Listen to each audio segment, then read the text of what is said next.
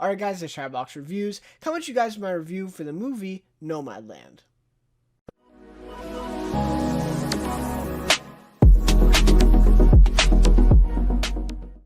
Alright, so this will be the 8th film in my Oscars 2021 contender series here on the channel. So we're almost at the end. We got 2 more, so there'll be 10 total, because I actually checked out two of the films very early on that did not get nominated for Best Picture, and so I definitely want to get around to all the Best Picture nominees. So the way it worked is, we'll have 10 here instead of the 8 that got nominated, right? And there was a chance that 10 got nominated, right? It was kind of probably between 9 or 8, right? Somewhere in there, and it ended up being 8, and so that's kind of what it is. So anyways, really enjoy looking through these films, of course. The one right before this should be Mank, which I watched, just a day before this movie. So these ones are very close together, and I'm doing this one now. So, yeah, like I said, really enjoyed checking out these films. And like I said, 2 more to go. So we'll definitely get to those there. But yeah, if you haven't checked out the one for Mank, really suggest you go over there. And I'd love to hear your guys' thoughts on that one. But of course, love to hear your guys' thoughts on Nomadland. Really like to discuss this film with you. Of course, this one is the Best Picture frontrunner, and I think you could go even more than frontrunner. It's pretty much a lock for Best Picture at this point.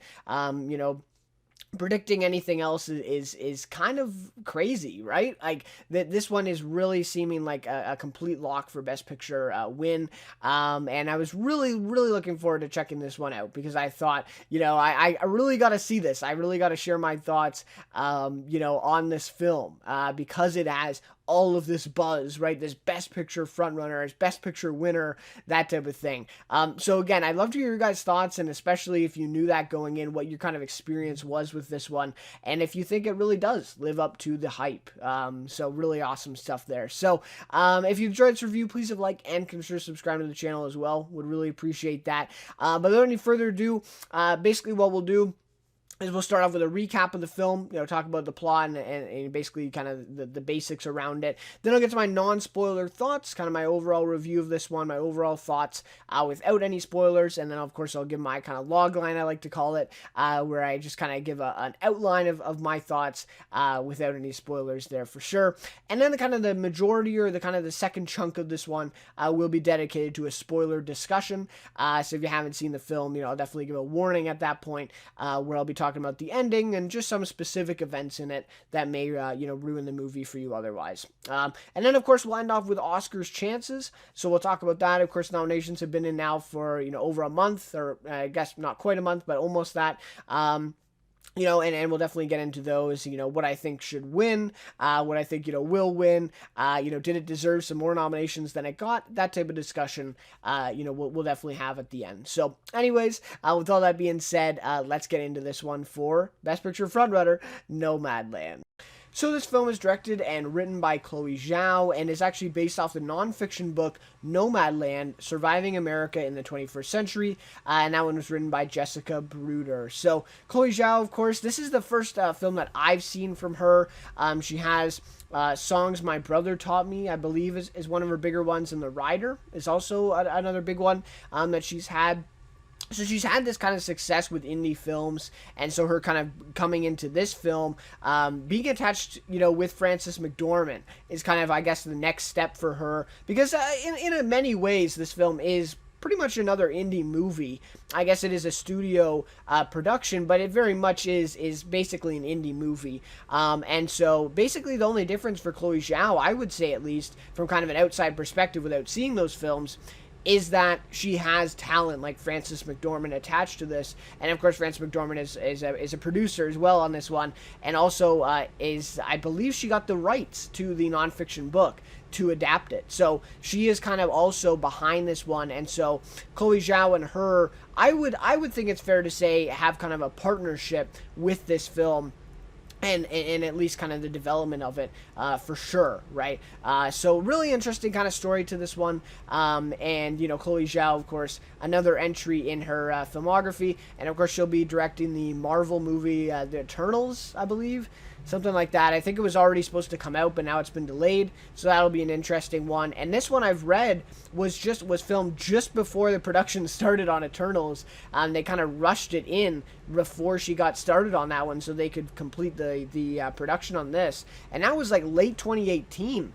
So I'm not sure exactly why this film was released almost 2 years later, after they actually finished production on it, especially considering it's kind of indie style.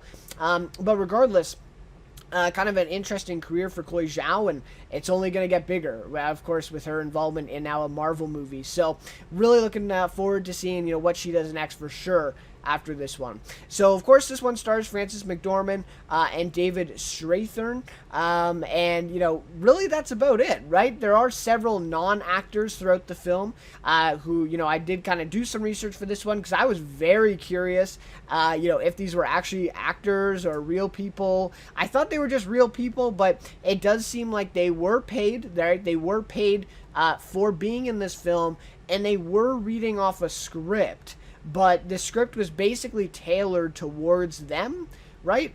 And I don't know. I feel like some liberty would have been taken here. I don't think that they were completely off script the entire time. I would waver, I would think that, some of these scenes are probably just them telling, basically telling Frances McDormand or telling the camera their stories. I would think, right? There would definitely be some ad-libbing and some improv, if you will, in these scenes. But yeah, real nomads, in this movie. And of course, the people employed at her jobs as well, who weren't necessarily nomads, who are also real people. So yeah, very, very interesting there, of course. And I'll talk more about the approach when I get to my spoiler thoughts. But yeah, a lot of non-actors in this one, a lot of real people that are kind of off a script and kind of not. It's kind of tailored towards them. It's kind of a confusing one, but definitely an interesting one at that. But for sure, Frances McDormand, David Strathairn, kind of our two main players for this one. So the movie follows recently widowed Fern, played by McDormand, who decides to leave her largely abandoned hometown of Empire, Nevada, to travel around the United States while living in her van. So kind of an interesting premise here. And I actually wasn't completely familiar with the premise. I've heard, of course, a lot of stuff about this movie, but that premise, I didn't really hear about that often. And I didn't even know that it was like, that Frances McDormand was actually playing a character and that character had like a backstory. I thought this really was just kind of a documentary type of thing, which in many ways it is. But it is also, a really intriguing plot and definitely an interesting kind of character study, if you will, to this film as well. So yeah, very interesting one to start off. So enters my non-spoiler thoughts. This film first premiered at the Venice Film Festival and then TIFF shortly after in September of 2020, where it won the top award at both festivals. So it won the Golden Lion at Venice and the People's Choice Award at TIFF, which the People's Choice Award at TIFF is very quickly becoming very influential in terms of the Oscars, especially the early kind of Oscars discussion. Very influential. I mean, we had Jojo Rabbit last year being a part of that. I believe you had Marriage Story as well in there. Probably two of some of my favorite films of last year for sure. And yeah, so TIFF and of course Venice is obviously, one of the kind of the big three film festivals in the world. And so for it to receive top awards at both festivals, very impressive stuff. So following this success, it then had a wide release in February of 2021, when the film continued to receive extremely positive attention from critics, audiences, and various award bodies alike, especially in terms of critic circles. This one was very successful in a lot of awards held by critic bodies throughout the United States and throughout the world even. Really impressive performance there. And then, of course, even we saw it win at Golden Globes, which was kind of a shock. And so it's kind of, at the popular awards, and then it's also with the Critics Awards. So it's really hitting at both points here. Very impressive. So as a result, it quickly became a serious contender for the Oscars this year. And of course, the Oscar nominations were announced a few weeks ago.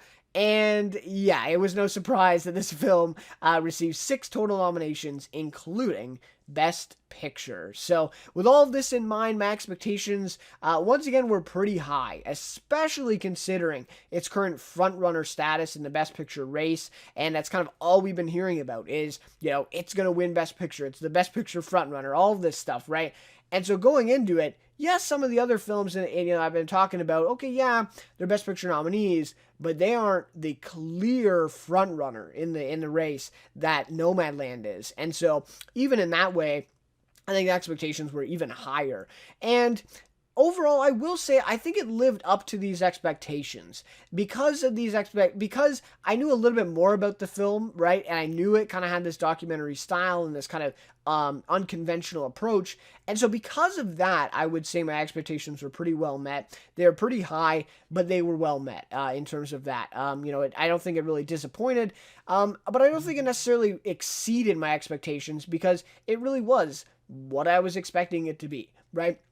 And, I think that's a positive at the end of the day, right? For it to live up to your expectations. Doesn't necessarily need to exceed them, but it didn't disappoint either. So, overall, a positive experience with this one for sure. So, my logline now for the film here. So, through McDormand's impressive, subtle performance and Zhao's ambitious direction to this film, it really successfully delivers an honest and realistic look at the lives of modern-day American nomads. And while its lack of a clear structure and plot certainly causes some uneven pacing throughout, I think that's maybe the biggest negative of this one, or kind of the biggest drawback to the type of film that it's trying to be. It also contributes, though, this kind of lack of structure, lack of plot.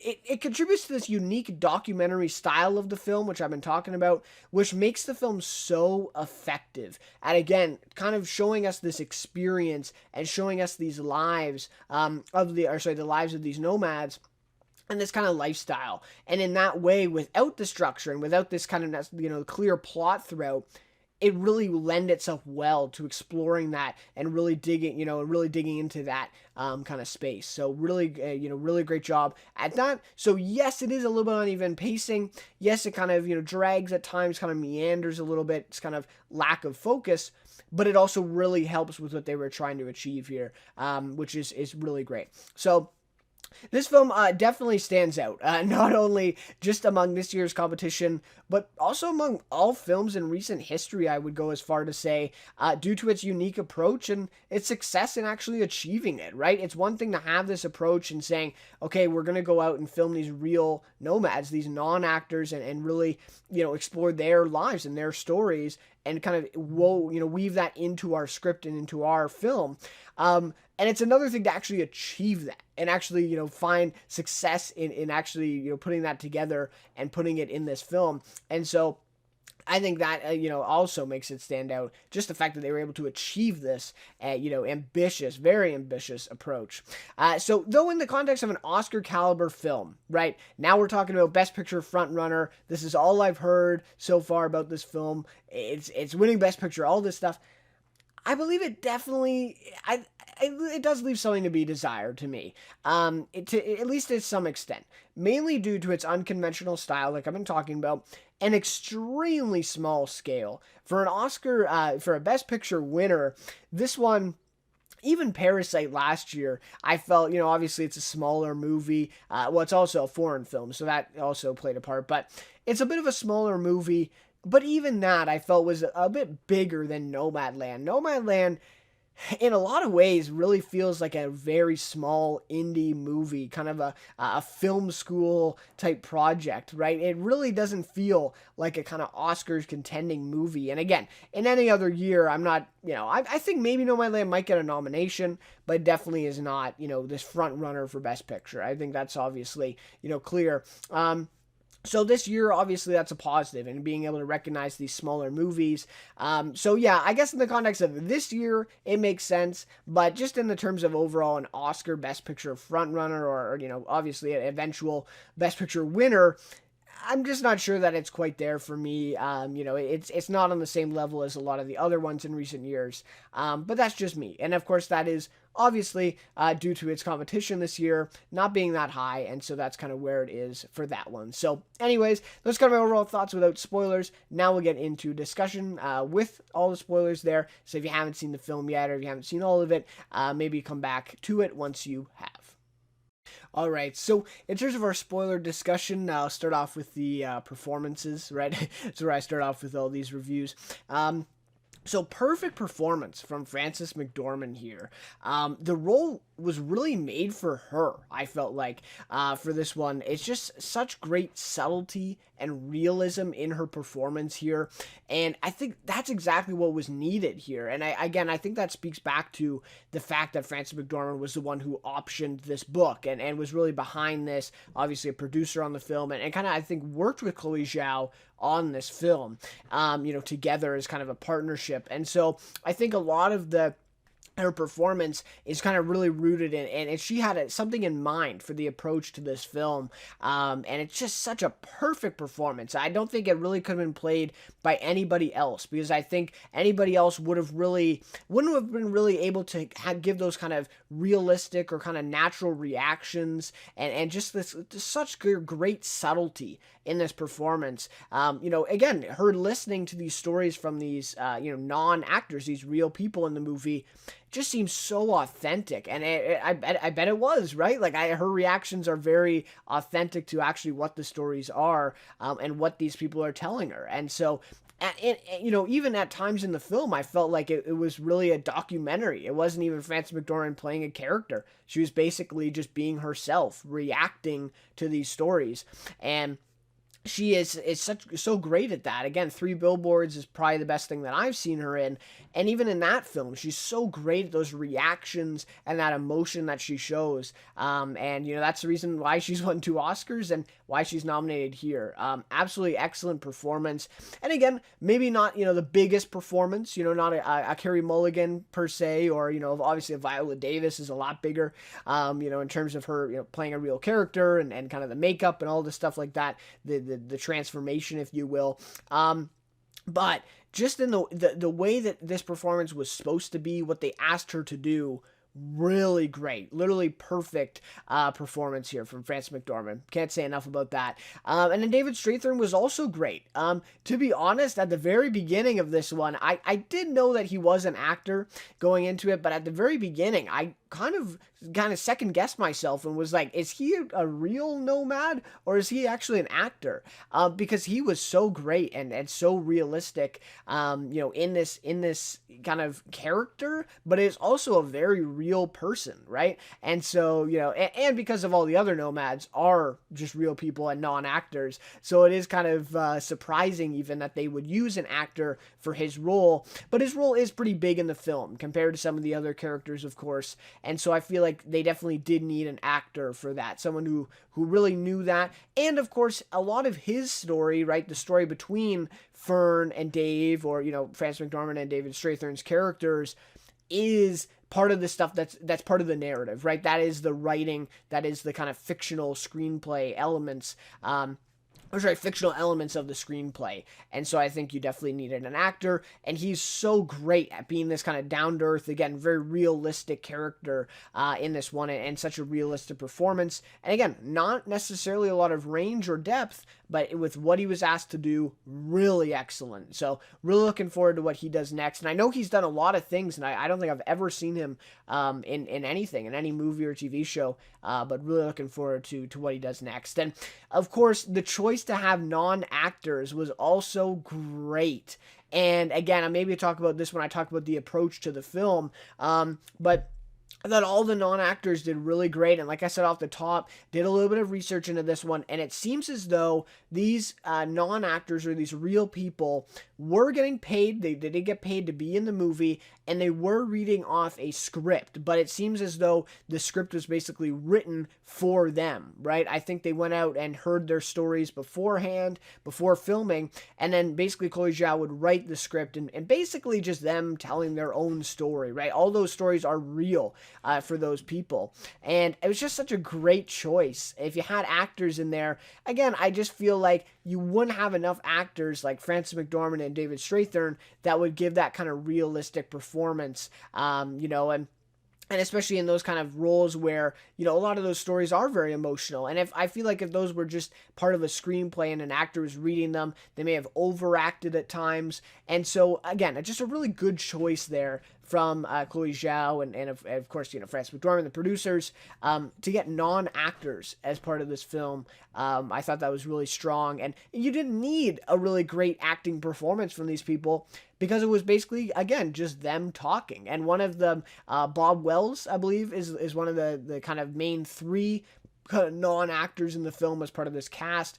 And he's a YouTuber, right? And so even him, he kind of knows how to play to a camera to an extent, I would say. Whereas the other two, probably less so, but I thought they were still really great as well. And even going in, like, before I did a little bit of that research, I thought, did they really just send Frances McDormand in and, like, not even tell these people that this is a fictional film? Did they just tell them they were shooting a documentary? Because it feels that authentic. It really does. It does not feel like these, you know, it doesn't feel like these people really know that there's something being filmed here, right? And it's actually like a fictional film that they're making. So really great job at achieving that, you know, approach and that kind of experience with this film. Can't say enough about that.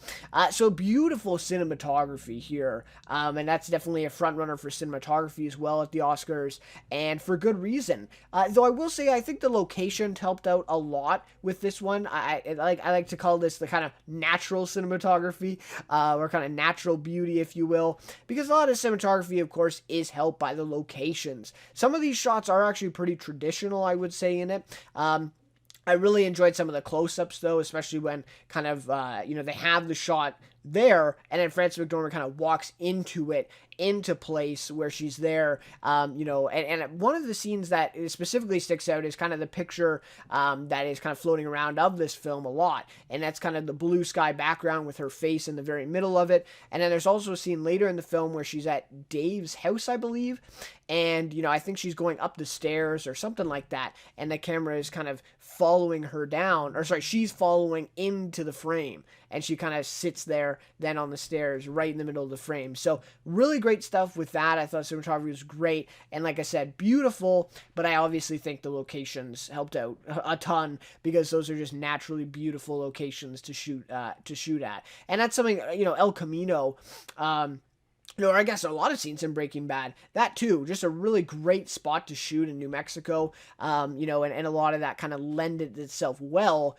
to the cinematography and kind of capturing that. So really great stuff. And of course, there's tons of other movies and examples for that. So I thought the score was also pretty good for this one. I really liked it in some of the driving sequences.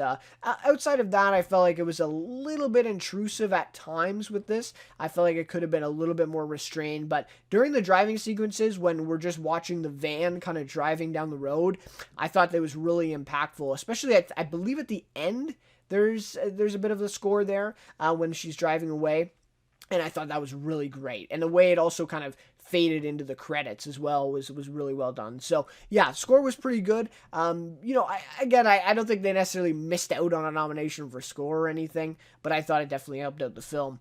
I will say though, the editing was all right in the film, but I think it could have been a bit tighter overall. I think, you know, again, this one kind of meanders a little bit at times, and I think the editing could have just been a little bit tighter. Some of these scenes, to me at least, kind of linger a little bit longer than maybe they should. And so that's kind of what I think. But again, that kind of adds to the whole feeling and the experience and this kind of immersion. So in a way, maybe that's a good thing, right? But, you know, to some people, I think it would have been a little slow and could have just been a little bit tighter with that. But again, you know, they do get an editing nomination. Chloe Zhao actually did the editing for her own film for this one, which is pretty cool. But yeah, I feel like it would definitely be kind of the weaker part of the technicals that they got recognized for sure. So obviously an ambitious approach to the film. So by placing McDormand in these places with real nomads and other people around her, of course, some of the employees at her jobs at Amazon and a few of the other ones were actually real people as well. So those are not actors. So that's an interesting one as well. But yeah, placing her with these real people, it created this documentary feel to the film, while still maintaining somewhat of a narrative and some development here and there for McDormand's fictional character, Fern. And even then, like I said, the fictional character Fern, it just feels like we're following Frances McDormand a lot in this film, because of course she doesn't look that much different, right? She looks like Frances McDormand here. There's not much of a transformation either, and so it just creates a very realistic and honest experience of the lives of these American nomads, and just overall a very realistic experience of them being there, being in these locations. And I also read that they actually lived in vans and they were actually part of some of these, gatherings as well, the actual, production team and the crew. So really interesting stuff. And it really just comes through with the film. It's just such a realistic experience. And again, it really does create this documentary feel. Even some of the shots where they're filming the people telling their stories, it feels like a way to shoot a documentary, right? It's like kind of in on their face. They're telling the story, kind of goes back and forth with McDormand's, face and then their face. So really a lot of this film feels like a documentary. But the way that it's kind of ambitious is, well, yeah, there's a lot of documentaries and probably even some really good documentaries on nomads. But the way that this kind of transcends that is it also does have a narrative for Fern, right? For Frances McDormand's character, and a little bit more of that backstory for her. And that kind of plays out throughout the movie. So, and of course, yes, I think the development could have been better. I think maybe more of a structure could have added a little bit more impact to McDormand's character. But nevertheless, it's still there. And that narrative is still there. And it's a very strong narrative as well. Very kind of emotional one. Something that you can kind of connect to as well. And so being able to weave those two together is to me the most impressive thing about this kind of ambitious approach to the film, for sure. So then, of course, just kind of this lack of a clear structure and plot to this one.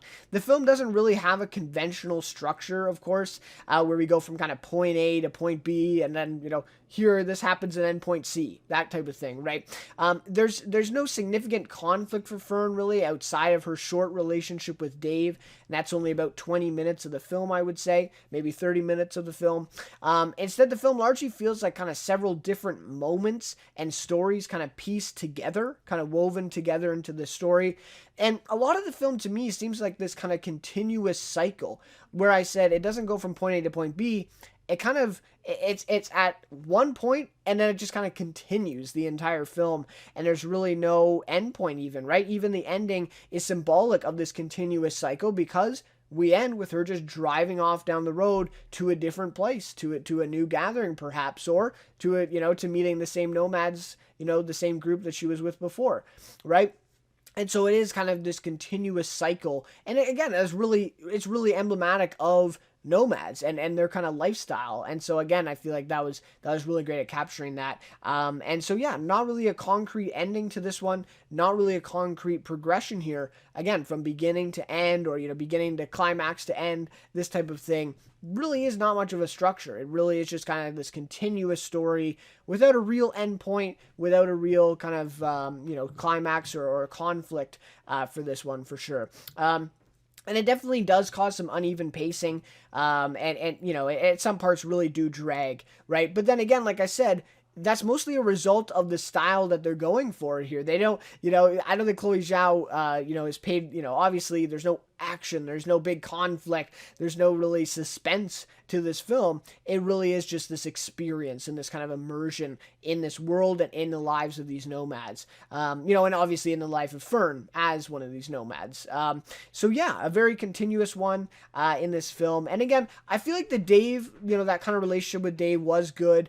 I think in another world you could have had a film that was dedicated to that relationship and would have been cool to explore that kind of connection there. And is that enough to make Fern kind of settle down, stop living in her van, really settle down with Dave in the house there, and kind of accept that traditional life, or kind of go back to that traditional life?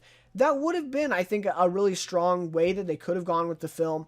And maybe I would have liked to see that a little bit better than what they did go with. It was very short-lived, and you never really thought at any point that she was actually going to stay there with him. There was even a lot of doubt that she would even go there to the house to actually visit him.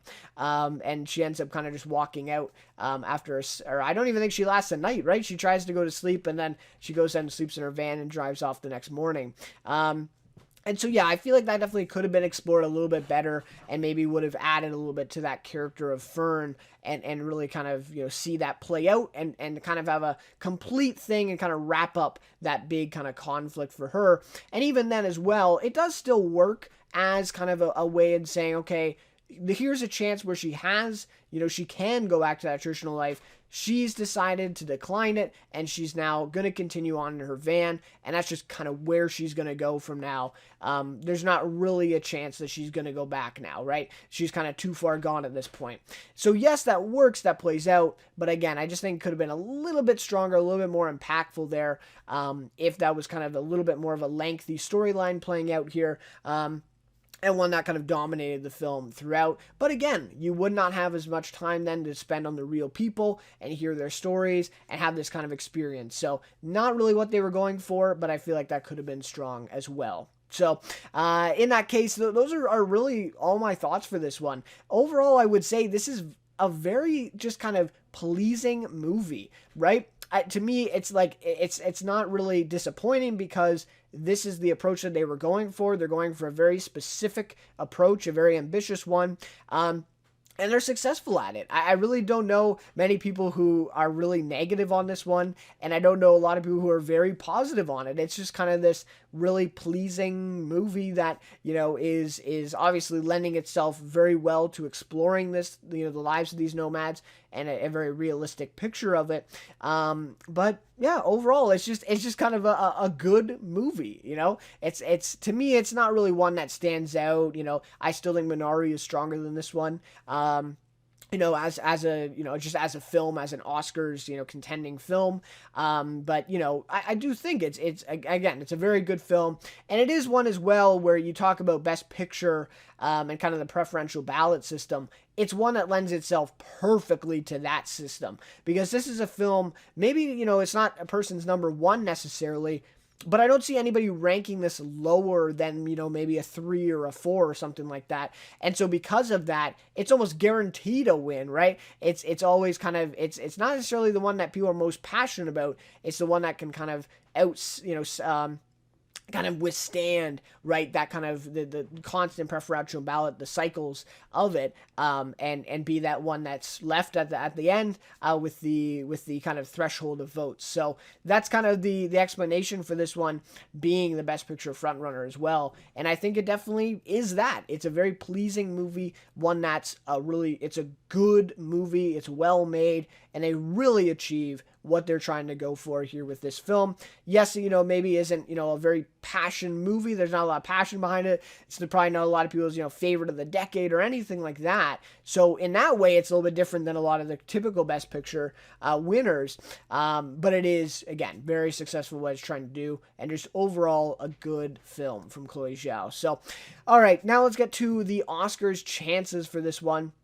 And so, of course, the nominations are in. They've been in for a little bit now. And so this one gets 6 nominations. So we got Best Picture, Best Director, Lead Actress, Adapted Screenplay, Editing, and Cinematography. So out of these 6, it looks like they may win 4, which would be really impressive stuff. But overall, Picture and Director virtually locked in. Director for sure is locked in, even if they do not win Best Picture somehow. Chloe Zhao is winning Director. That is decided. I did, my thoughts on Mank before this one. I think David Fincher would be the number 2, but he just stands no chance here. I mean, Chloe Zhao is going to win Director, and Picture is basically locked in, right? They're really, again, like I just explained with the preferential system, there's no other film that really fits that mold, in terms of just being the pleasing, kind of constant movie that's going to remain at the same level, right, throughout all those cycles of voting. And, I really would have liked to see Minari win. I think Minari actually could be a legitimate number 2, but it just doesn't have the screenplay or director win that it probably would need. Same with Promising Young Woman, doesn't seem to be that either. And Trial of Chicago 7 it really came down. So it really just seems like Nomadland. It seems like Best Picture is kind of a lock at this point for them.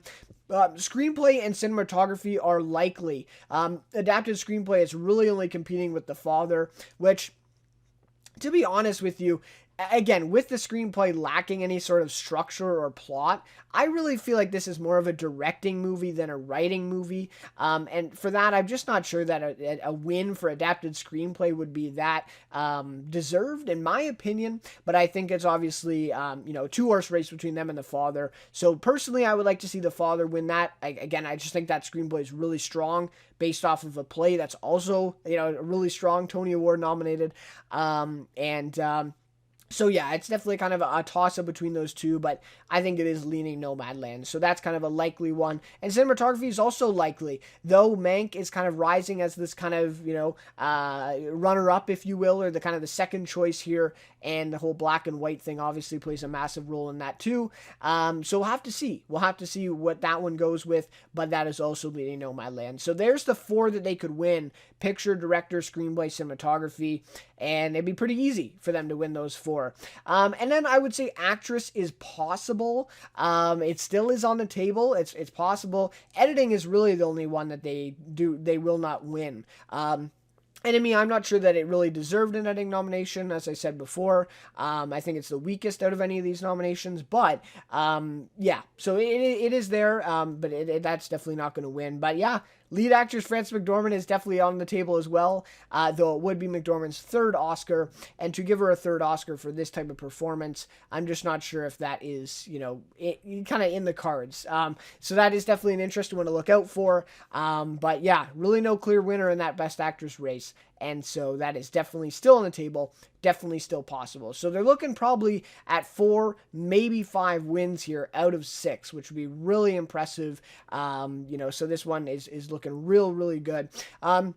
Just in terms of my own thoughts and what they kind of missed out on, I think maybe David Strathairn could have been there. Again, maybe not as much of a showy performance, not a ton of depth here for his character, but I think he was really great in what they were asking of him, and I think he was almost on par with McDormand in delivering this realistic experience, this realistic performance, very honest performance at that in playing this character. So thought he, definitely could have been in there for sure, and maybe score could have been in there, but maybe that's a long shot as well. But anyways, those are kind of all my thoughts on the Oscars chances. They're looking at 4 to 5 wins. Really impressive stuff. So anyways, that just about do it for my review here of Nomadland. Love to hear your guys' thoughts on the Oscars chances for this one, the film in general, of course, your experience in watching it, all that stuff. Love to hear with you, what you guys think, and discuss that with you guys for sure. But anyways, so coming up will be Sound of Metal and Trial of Chicago 7. Gonna have to try to get those two out here before the Oscars next week. So we'll definitely work on that. And, really like to share my thoughts on Sound of Metal. Really looking forward to that one. So I'll probably be up next, and then Trial will be after that one. So anyways, I look forward to those for sure. So once again, thank you guys so much for watching this one, and we'll see you then in my next review.